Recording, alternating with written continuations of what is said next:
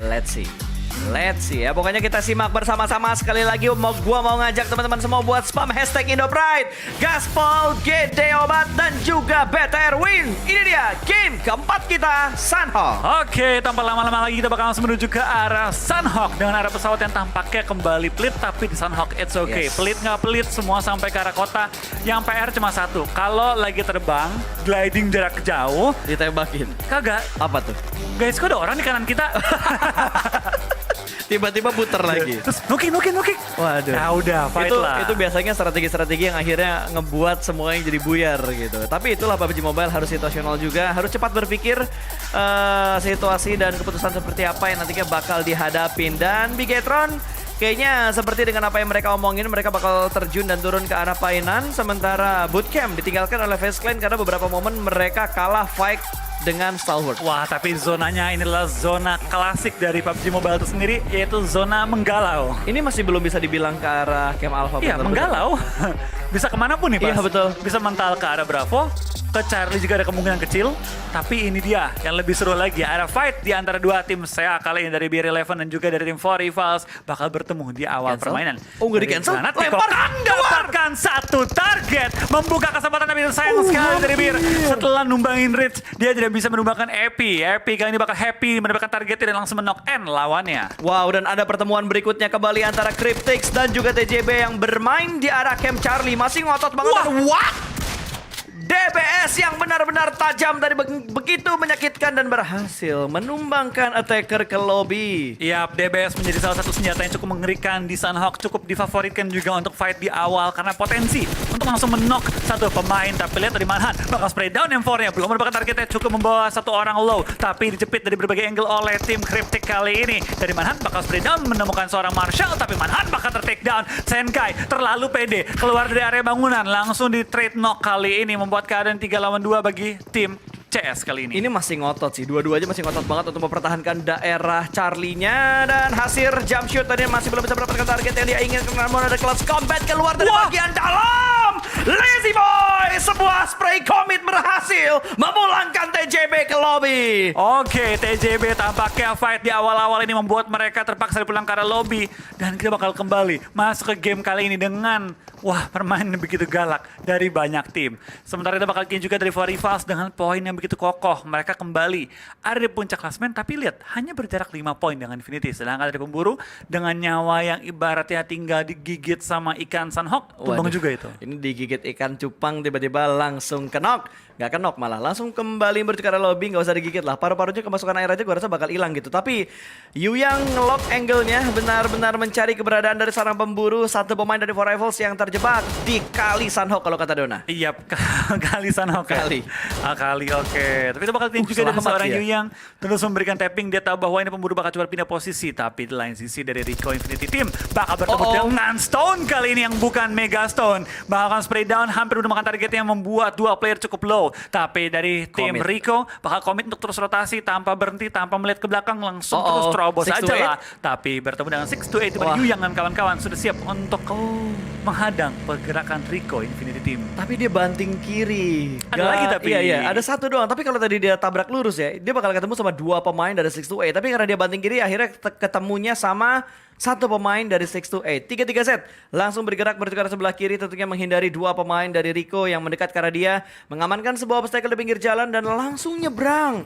YOLO banget pergerakan dari 3-3 dan kali ini Action melihat pergerakan dari seorang V dan juga bakal langsung disepray begitu aja dan kenok di bagian pinggir tebing. Namun masih tercover dengan sebuah lempengan kecil yang ada di tebing ini. Oke, kita bakal lihat dari seorang Action sudah mulai beraksi kali ini. Tapi dari Anas tertumbangkan oleh top kali ini membuat keadaannya ini cukup membingungkan. Ini ya. kolaborasi gak sih Bro? Iya, STE kolaborasi iya, cuy. gue baru ngomong ini third party, tapi nggak third party juga. Ini kolaborasi dari berbagai angle fight. Ini kayaknya mau langsung collab rame-rame deh. Betul, ini benar-benar kolaborasi antara STE dan juga STE Stalwart dan juga 6-8 ya, yang dimana sama-sama saling melakukan tembakan ke arah pemain dari Rico ini.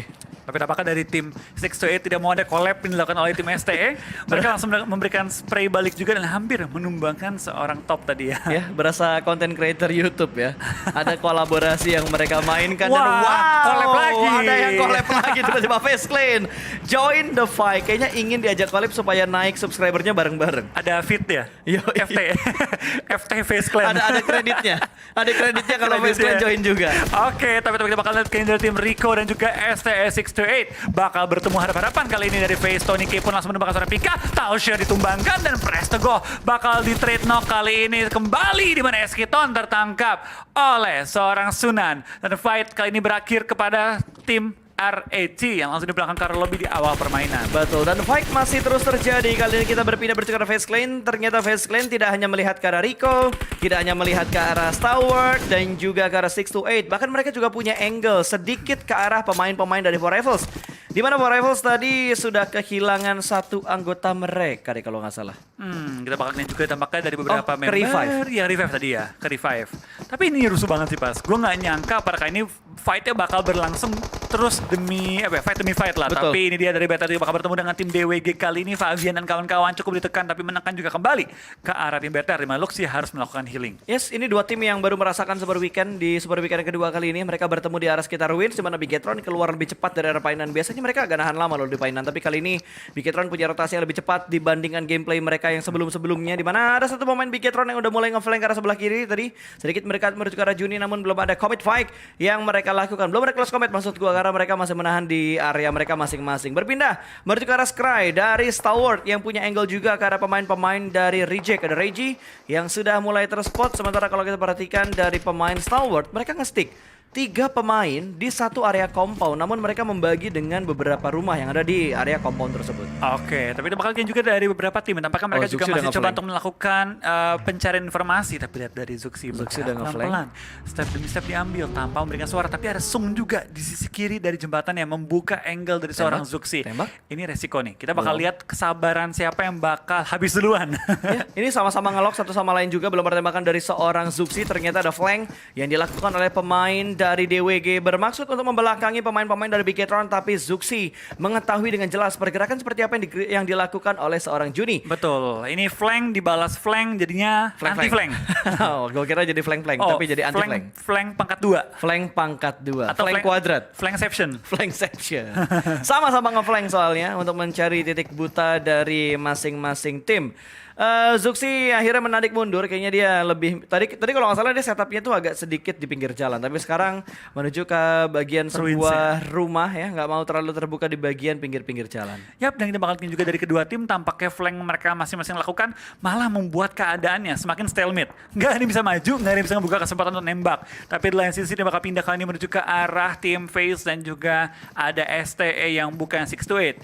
Kita bakal lihat mereka saling beradu intip kali ini dengan TPP mereka, coba untuk saling menangkap, tapi tentu dari Face Clan mereka ada di posisi yang cukup terbuka. Betul. Kalau ada tim-tim lain yang membuka angle dari belakang mereka, ini bisa jadi momen yang cukup sulit bagi tim Face Clan. Lu ngeliat gak sih kayak ini gameplaynya BTR gitu, kalau misalkan BTR turun di bootcamp dan zonanya ke arah sebelah kiri, tapi wap, Zuxi! Anti flank yang benar-benar bagus tadi mendapatkan satu pemain dari DWG. Juni yang ngeflank jauh ternyata berhasil diatasi oleh seorang Zuxi, dan Zuxi langsung bersembunyi di arah rumah yang ada di sekitar dia juga. Ada lemparan granat dari pemain DWG yang belum connect ke arah Zuxi. Masih bisa menyelamatkan diri, dan Liquid langsung mencari angle untuk membalas tembakan-tembakan dari tim DWG. Tapi di bagian kanan Liquid ada satu pemain dari DWG juga. Sung memberikan backup dari arah jembatan, dan Luxi lemparan melotov membatasi pergerakan dari seorang Vavian, namun belum ada tembakan dari Vaviannya juga. Agak sedikit bersabar, 3 pemain DWG yang lainnya tidak langsung memberikan tembakan karena pemain-pemain dari Bigetron. Bahkan tadi begitu mereka mendapatkan sebuah knockdown, nggak langsung dipulangkan menjadi sebuah elimination, tapi mereka dibiarkan bleeding out. Oke, tapi bakal dari seorang Forest sudah Awas. memotong granat kali ini Awas. dari Liquid menjadi Awas. incaran dari Forest, tapi granatnya kelewatan. Dan untungnya dari seorang Liquid masih bisa bertahan kali ini, tapi di belakangnya Liquid sudah ada player beta Duar! yang langsung melakukan Granat! cover, tapi Forest Granat! bakal terkena granat Duar! tepat di samping dia, Meledak! dihindar, digocek, lari, dan malah Liquid yang kena oleh seorang Sung dari jarak jauh. Betul, Sung memberikan tembakan dari bagian jembatan, tentunya berhasil mendapatkan knocknya menuju ke arah Liquid. Tapi kali ini Yuhai akan langsung close combat ke arah seorang Forest, namun masih belum terlalu komit dan Liquid dipulangkan menuju ke arah lobby. Yuhai bakal mencari keberadaan Forest yang sudah keluar dari area rumah ini, bakal dicari keberadaannya, bakal ada tembakan juga dari seorang Yuhai, namun masih belum bisa mendapatkan knockdownnya ke arah seorang Forest, dan follow up datang begitu cepat. Luxi yang menjatuhkan seorang pemain lagi, bahkan Zuxi juga berhasil mendapatkan seorang Favian. Hanya tinggal satu pemain dari DWG yang berada di bagian jembatan. Yap, ini fight ini menangkan oleh tim BTR, tapi tentu fight mereka ini ada dengan pukulan keras juga. Kehilangan seorang Liquid membuat mereka tinggal berada dengan 3 pemain mereka. Masukin menit ke-10 kali ini. Kalau kita ingatkan kembali, Sunhawk ini memiliki tempo yang lambat. Zona itu nggak secepat di beberapa map lain. Ini dia sedikit replay yang terjadi ketika Zuxi men-knock player dari tim DWG Juni yang tadi pengen nge-flank. Pengamatannya benar-benar detail banget ya. Dia tahu loh kira-kira Juni bakal nongol di arah mana. Berarti dia benar-benar memantau pergerakan yang dilakukan oleh Juni ketika dia nge-flank untuk nge-backstep pemain-pemain dari Bigetron. Yap, itu bisa dibilang ya udah 200 IQ play sih. Saling nge-flank, saling ngejaga, dan saling ibaratnya ngebatalin flank satu dengan lainnya. Ya, dan gak heran, ini PMGC. Jadi kayak permainan the next level play bakal dibalas dengan next level play yang lainnya juga. Iya, tapi ya ini dia PMGC sih. Gue mulai harus terbiasa ya melihat play yang masalahnya begitu baik. counternya agak kurang logik gitu, kayak kalau lu pikir di klasik gue ngapain muter lagi, gue udah dapet tempat enak gitu, tapi di sini tuh berbeda ceritanya. Mereka berani membuang posisi enak demi numbangin tim dan membuat areanya clear semakin enak lagi, ambil resiko untuk lebih enak lagi. High risk high rewardnya bener-bener mereka terapin banget gitu. Mereka nggak takut dengan resiko yang bakal mereka dapatkan. Dan kali ini kita bakal melihat pertempuran tim GD setelah kita melihat Bigetron yang berhasil menjatuhkan 3 pemain dari DWG. Kali ini apakah dari pemain-pemain GD mampu mendapatkan pemain dari arah tim Secret, dan tembakan benar-benar connect lagi-lagi dari bakal membuka perang dengan tim Secret, menjadi satu pilar paling depan dari tim GD tentunya. Dan sudah mulai terspot keberadaan dari seorang Booms. Revive berhasilkah? Oh, ternyata granat tadi yang dilempar dan agak sedikit blunder langsung keluar dari area batu tersebut menuju ke area bebatuan yang lainnya. Jumper masih merangkak untuk diselamatkan. Tapi lihat dari tim Secret kali ini di mana Jumper dalam posisi knockout, tampaknya mereka di gatekeep oleh tim GD, tidak dibiarkan masuk dengan bebas. Dan GD lihat mereka nggak semata-mata masuk ke arah zona. Satar ada di blue zone, siap untuk menyambut kedatangan dari tim Secret, dan Satar kesabaran membawakan hasil begitu manis dengan men-knockout pemain dari tim Secret. Dan sekarang dengan adanya celah dalam pertahanan tim Secret dari GD langsung datang untuk menyergap, untuk berperang, untuk langsung memulangkan tim Secret. Akankah mereka bisa menangkan fight 4 lawan 4 kali ini? Oke, granat sudah mulai dilemparkan dari bagian depan, namun masih belum bisa mendapatkan knockdown yang berikutnya. Dan ada beberapa tembakan yang sudah diberikan juga, bahkan dari GD mereka berani untuk bermain di area blue zone sedikit demi sedikit untuk masuk ke dalam zona juga. Ada satu orang yang nge-prone dan dicek oleh seorang Booms. Sebuah pengamatan dan predict shot yang begitu rapi. Jumper bahkan langsung dipulangkan menuju ke arah lobby tim Secret. Hanya menyisakan 2 pemain mereka sedang melakukan revive balik sebuah batu di arah smoke juga kali ini. Apakah bakal dicek? Ternyata masih ada Fredo yang memberikan distraction dari arah bagian depan. Kit berhasil diamankan oleh seorang Booms untuk yang kesekian kalinya, dan Fredo bakal menembak ke arah seorang Nichil, dan Nichil ter-take down. Satu ter-take down, dan ada tembakan dari bagian belakang. Last man standing dari tim Secret saat ini. Tapi dia buat incer juga oleh seorang Fredo dengan kokangan bom. Kali ini sama-sama ngokang, sama-sama lempar, sama-sama ketembak. Tapi pada kali ini dari GD berhasil memulangkan tim Secret di posisi ke-14. GD tidak kehilangan member sampai saat ini, dan mereka bisa melakukan revive terhadap 2 member yang sedang dalam posisi knocked out. Harus dicatat, tanpa kehilangan satupun anggota bagi tim GD. Tapi lihat deh, dari flanknya Booms dan juga Satar, dari Blue Zone, dari kesabaran tim GD, itu GD setup. Itu rapi banget. Ini bukan pertama kalinya loh, Pas. Betul. Mereka melakukan setup itu kayak ibaratnya 2 masuk ke zona, satu lagi nempel di pinggir zona, satu di luar zona. Iya, dan selalu dapat, selalu menang. Betul. Itu menurut gue sebuah tren positif yang dibangun oleh GD. Tadi yang udah gue bilang sama Dona gitu, bahwa Eldoge sempat ngechat ke gue, bilang di WA, ini sebenarnya gameplaynya GD waktu mereka bermain di PMPL pertama kali. Iya. Tapi mereka adaptasi dengan apa yang mereka lihat dari tim-tim China gitu. Iya, dimana mereka selalu ngirim satu orang untuk bermain di luar zonanya. Iya, betul. Dan ini adaptasi menurut gue sangat baik. Gue suka banget, dan gue paling suka sebenarnya versi GD itu ketika Season 3. Meskipun mereka nggak lolos ke SEA, tapi menurut gue cara mereka main di pinggir zona itu mengerikan banget. Cara mereka perang itu mengerikan banget. Dan sekarang menurut gue mereka udah menemukan next levelnya. Iya. Bisa main ke tengah zona, Setuju gua. tapi bisa juga menjaga pinggir zona. Lu lihat deh baitnya GD di mana 3 pemain ngasih umpan, satu yang nge-backstep dari belakang gitu. Yang dilakuin sama GD berkali-kali dan itu bener-bener Iya. efektif loh. Dan ini bukan pertama kali ya, bukan kayak sekali coba berhasil ya. Betul. Berkali-kali mereka udah ngelakuin ini, berkali-kali juga berhasil, dan minggu kedua menurut gue adalah minggu di mana GD benar-benar menunjukkan warna asli mereka. Ya. Dan lihat, ronde demi ronde pas. Game pertama nyicil carry hard, game kedua sempat daybot juga. Sekarang boom. Satar juga konsisten. Sekarang Booms. Iya. Ini menunjukkan keempat pemain GD. Ini ya bisa dibilang ya skillnya sama, setara. Tinggal Cuma tunggu memang momentum gak sih tinggal buat mereka momentum. dapat spotlight? Tinggal momentumnya aja. Dan wah, ini gue suka banget dari GD sih. Mental mereka bener-bener luar biasa sih. Perkembangan mereka tuh pesat banget. Betul. Ini mereka balik ke scene Indo, PMPL Indo. Ngeri sih gue Ini liatnya. tim Indo harus hati-hati banget sama GD yang sekarang lagi kita lihat sih. Kalau emang GD bener-bener bisa mempertahankan gameplay mereka yang sekarang, terus semangat mereka yang sekarang, mereka main di PMPL ID nanti buat season 5 itu bakal mengerikan banget. Iya, Ini asal- monster cuy. Asal mereka bisa mempertahankan gameplay mereka. Ya, ini sorry to say lah ya, gue harus bilang bahwa ini adalah gameplaynya mungkin ya, ofensifnya GD, gameplaynya GD, poin yang mereka dapatkan di setiap gamenya, ini kayak BTR pada masanya. Ya, yang gue bilang ini pas, PMGC itu memberikan pengalaman yang bisa bikin tim level up. Saya udah kasih level up, Itu. GD level up gitu ya. PMGC kasih level up lagi. Betul. Ini balik-balik, GD bakal cukup mengerikan sih. Ya, makanya kayak orang yang bilang bahwa GD badut dan segala macam. Sebenarnya semua tim itu bisa naik dengan perform yang bagus gitu. Kalau mereka mendapatkan jam terbang dan pengalaman yang sama. Masalahnya kan nggak semua tim bisa tiba-tiba ke PMGC, tiba-tiba ke SEA. Lu Iya. lihat dari Indo aja ke SEA cuma berapa? 5. Sementara tim Indo berapa banyak cuy? Dari professional timnya aja kita lihat kayak 20 lah yang ada di PMPL gitu, atau 24. Itu baru dari professional timnya. Belum lo hitung tim-tim komunitas sampai pengen join PMPL ID terus pengen ke PMPL SEA juga. Nah itu sih, dan baik lagi, semua juga pengen ke saya gitu. Betul. Ya semua juga latihannya keras. Ya, Semua pasti. juga ya all out buat turnamen gitu kan. Tapi yang lolos cuma 5. Dan menurut gue GD di SEA banyak yang kayak ngatain, wah ini badut PMGC gitu-gitu ya. Pertama kali lolos ke SEA bro. Yes. Tim baru jadi loh gitu kan.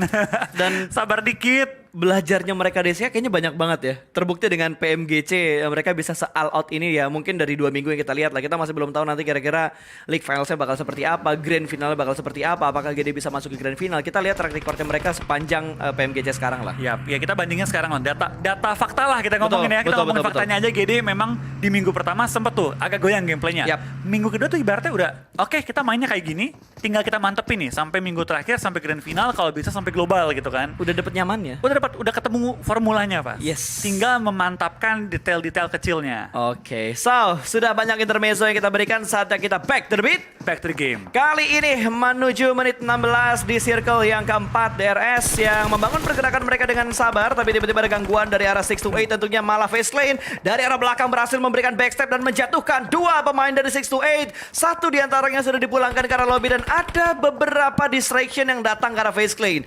Mereka terbokong juga dengan keberadaan tim reject di belakang mereka. Oke, dari 628 pun kali ini harus melakukan gatekeeping, di mana dari tim Infinity sudah mengirim 2 player maju. Jujur ya, Infinity makin kesini pas yang healing tuh beda orang terus. Iya, betul, Tapi betul. lihat dari GD di HBD malah di reflect balik 2 player dari DRS knockout, tapi bukan dari GD, dari Infinity, di mana mereka membalas pergerakan dari tim DRS. Dari tim GD mengantongi 6 eliminasi, padahal masih ada 13 tim yang berbeda masih Lihat bertahan. Satar sudah mengambil sisi belakang, membatasi ruang gerak dari tim DRS. Tidak menubruk ke DRS, tapi hanya memotong dan memancing mereka keluar dari pertahanannya. Ya betul, tapi harus hati-hati karena masih ada 2 pemain dari Infinity yang ada di bagian bootcamp tentunya dan masih melihat satu pergerakan. Kali ini mobil bakal ditembak, langsung lompat dari arah mobilnya dan ada sedikit close combat. Dia berhasil menang namun ada tembakan dari bagian lain. Tani berhasil menjatuhkan seorang Satar, sebuah defrag yang terjadi dengan adanya third party dari arah belakang dan itu sebuah movement yang menurut gua fast respon banget dari seorang Satar. Tapi itu dari seorang Satar berani banget dan dia mau menangkan. Kalau kita ngomong objektifnya dia menang one on one. Betul. Tapi terkena peluru jarak jauh yang baik lagi itu menjadi resiko ketika melakukan flanking. Tapi kita bakal melihat juga dari pergerakan mayoritas tim tampaknya masih banyak yang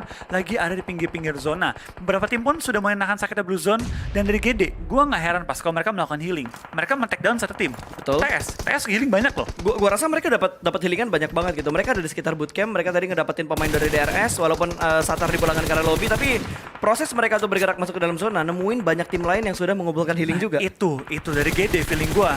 Mereka udah nge-pulling healing ke satu orang. Mungkin bukan Satar, makanya Satar tadi pede banget.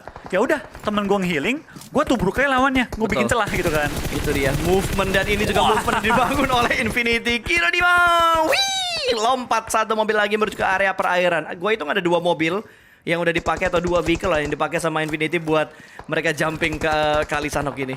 Ya, tapi kita bakal lihat juga dari For Rivals. Mereka saat ini sedang coba untuk melakukan pergerakan menuju ke arah pinggir-pinggir dari zonanya. Tapi di lain sisi dia bakal lihat juga dari Gaten yang Wah, masih melakukan zonanya healing. ngeprank. Dari Nijil healing. Nijil Oke, healing. Nijil bakal melakukan healing. Tapi Daybot bakal terkena kali ini dan dipulangkan ke arah lobby. Tapi sementara Wah, 6 gila poin loh. sudah dikantongin oleh tim GD. 28 Flo. Ya ini gue bilang TS tuh healing banyak. Ya seminimal-minimal ya pas. Kita ngomong sudah jelek ya. GD pulang dengan 7 poin menurut gue fair. 7 poin Iya. is fair gitu. Betul, gue setuju. Tapi mungkin yang kurang dari Nichil dari boostingan ya. Tadi gue gak ngeliat ada boostingan lagi yang dipunya sama Nichil soalnya. Ya, tapi ya kita bakal lihat lah apakah dari Nichil bisa sempat melakukan boosting atau dari Nichil ya bakal coba tahan mungkin sampai hashtag 6, hashtag 5 itu menurut gue udah oke banget sih dengan jumlah elim yang mereka kantongin. Di lain sisi BTR masih bertahan juga dengan 3 player mereka, 3 elim dikantongi, minimal 4 poin sudah di tangan dari tim BTR. Tapi tentu BTR, GD tidak puas hanya mendapatkan 1 placement point. Mereka minimal mungkin pengen 4-5 poin lah. Oke lah. Harusnya ya dengan 6 elimination kan itu. Ya, kalau dapetin 9, hashtag 6 aja, iya. 10 poin lumayan. 10 poin lumayan lah. Itu normal banget yang dibilang sama Wolfie dan semua caster lah gue bilang atau semua analis juga 6 sampai 10 itu normal banget untuk satu game. Marshall rotasinya barbar banget yang lewatin atas jembatan dan tinggal bersih-bersih di mana teman-temannya udah ngebantu banget area di bawah jembatan. Iya, tapi dari Marshall akhirnya tugaskan lari selamatkan poin kami Marshall dan dia bakal berlari menuju ke arah zonanya. MSC menjadi gatekeeper dengan menjadi satu dari 2 tim yang sudah masuk ke arah zona terlebih dahulu, men-sharing zone dengan tim RC. RC menjadi tim yang lebih jauh menjaga arah serka, tapi Infinity what happened? Pegang healing tapi tumbang di posisi ke-8 pada kali Gue ini. nggak ngelihat Infinity bener-bener main gitu untuk di Super Weekend sekarang. Kalau kita bandingin sama Super Weekend di pertama ya, ini beda banget dengan permainan Infinity tentunya. Dan buat teman-teman yang lagi nonton, masih ada 2 tim Indonesia yang bertahan. Jadi buat teman-teman jangan lupa untuk kasih hashtag IndoPride, Gaspol, BTR, Win, dan juga GD Obat. Yang belum nge-like, let's go di like, kita tembusin 50.000 like di YouTube-nya PUBG Mobile Indonesia. Yes, mumpung belum berakhir game kita ramaikan kali ini, kita menuju kali ini ke 50.000 like kali ini. So, kita bakal kali ini lihat gamenya kembali di mana top 7. Kembali ada 2 tim dari Indonesia. BTR masuk ke zone, GD dengan 6 elim tapi sedang coba untuk melakukan healing selama mungkin. NJX sekali menunjukkan Taji juga. Marshall ketangkep. Dan tampaknya BTR Nice one, Yuhai. membantu GD juga nih. Naik Betul. poin tambahan minimal 10 poin masuk ke arah GD. Harusnya bisa sampai hashtag 5 lah. Tadi kalau nggak salah terakhir 23 edkit ya. Oh, tembakannya begitu menyakitkan dari seorang Bonsai mendapatkan 1 orang dari reject. Sarah menjadi korban peluru panas dari seorang Bonsai. Tapi lihat dari poin saya tidak memegang Awas, healing sama sekali Reggie. kecuali bandage dan dia pun tertumbangkan kali ini. Jasper modal 1 first aid, dapatkah dia menerobos pertahanan dari tim RC. RC lagi knock 2 player mereka tapi sedang melakukan revive juga. Zuxi sedang menjaga pinggir-pinggiran zona, memastikan tidak ada yang menyelip lewat pinggir zona. Tadi belakangnya BTR masih ada 1 orang deh healing. Ada DWG tapi nggak healing. Enggak di Tuh. blue zone. Wait, tadi bakar? Dia nggak di blue zone pas. Dia di pinggir zona banget. Oh, oke. Dari DWG. Oke, soalnya tadi gue ngeliat kayaknya ada warna lain di belakangnya Bigetron, cuma gue nggak tahu itu tim mana. Tapi kontrol zonanya lebih condong ke arah MS Konburi yang mendapatkan bagian center. Mereka juga udah mulai nge-split dengan mengirimkan 1 orang di bagian blue zone-nya. Di bagian luar circle-nya. Dan Duelo ter-take down bahkan langsung dipulangkan menuju ke arah lobby kali ini. Luxi!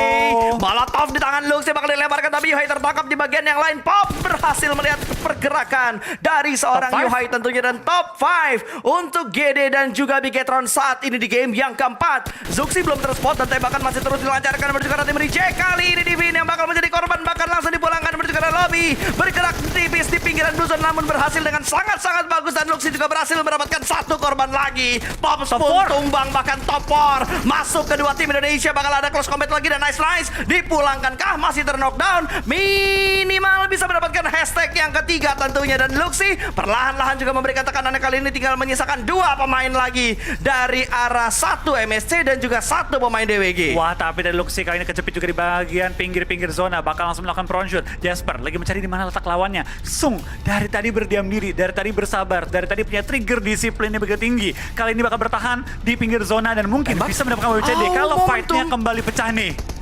Ini momentum sih tembak. Please tembak Sung. Tembak Sung. Tembak Sung. Sung, gas. Ayo Sung. Aduh, Sungnya bener-bener tertib banget. Dia tahu kalau misalkan masih ada 2 tim lain Tembak. selain Ayo, Sung. DWG. Belum ditembak sama Sungnya masih bersabar. Sementara Luxi juga mendapatkan momentum untuk menyelamatkan Zuxi. Tachibana nih, Flo. Ayo, Tachibana yang ayo. tersisa dari Bigetron. Kita bakal lihat Tachibana menghadapi Jasper dan satu pemain lainnya itu Pops, tapi Sung mulai gerak. Ya, ini chance-mu Sung. Ini chance-mu, tembak. Kamu Tembak. bisa. Kamu bisa. Kamu pasti bisa. Ayo Sung. Sung tembak Sung. Ya Allah, greget banget. Sung. Belum ditembak sama Sungnya. Sabar. Sung belum memberikan tembakan, malah kali ini dari MSC bakal menembak bertukar Bigetron. Luxi bakal nge-split bertukar sebelah kanan dari arahnya. Namun ada di bagian kiri dari MS Konbur ini gesekan manja yang belum terdengar dari seorang Pop. Sung. Belum ada tembakan dari seorang Sung. Ya ampun Sung. Please tembak. Sung. Itu angle yang free banget, bisa langsung knock and dapat poin. Waduh, Sung yang menahan dan trigger disiplin yang begitu tinggi. Meskipun lawannya bisa ditarik bahkan kakinya. Dia membiarkan BTR MSC fight kali ini. Tapi spray down dari Luxi meratakan tim MSC. Dan tampaknya Sung jangan tembak. Sung jangan tembak. Tunggu. DWG. Trigger disiplin yang begitu tertib dan Widar jaga Dinar untuk DWG. Sumpah ini Sung punya trigger disiplin yang benar-benar bagus. Aduh, tapi nice try banget dari tim Bigetron dan congrats untuk DWG. Itu baru last circle yang begitu menegangkan. Gue greget banget sumpah. Terlepas dari BTR memang gagal pada kali ini, gue harus acungin jempol kepada Sung. Betul, gue setuju. Gue bener-bener keep up Wah. banget buat Sung. Gila Sung. Wah, gila Itu Sung. trigger disiplin yang bagus banget. Keren.